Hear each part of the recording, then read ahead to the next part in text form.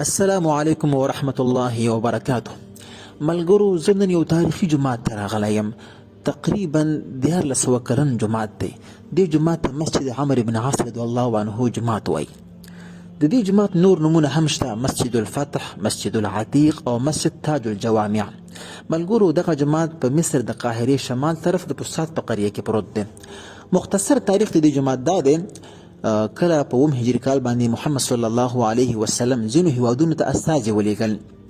نو مصر ته هم استازي راولېږه چې دا خلک اسلام قبول کړي. په هغې وخت کې د مصر پاچا مقوقس نومېده. بدبختانه مقوقس اسلام ونه منه.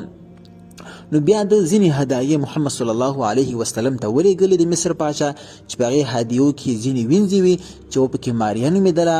همغې ماریا نه زموږ د پیغمبر صلی الله علیه وسلم زوی ابراهیم هم پیدا شوی دی، او ځینې د مصر جوړ شوي شیان هم ورته هدیه کړل. همدغه وجه وه چې د مصریانو او زموږ د پیغمبر ترمنځ روابط او تعلقات جوړ شول.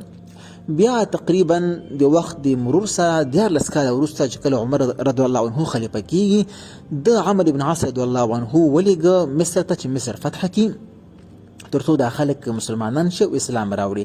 هماغه و چې په 20 هجري کال باندې عمر بن عاص دغه مصر فتح کې دته ځکه فاتح مصر هم ورته وایي. د ده په مصر کې لومړی کار همدا و چې دغه جومات جوړ کړي، چې کوم جومات کې اوس زه ویډیو کوم ولاړ یم. دغه جومات هغې وخت کې ډېر عارضي طور باندې جوړ شوی و.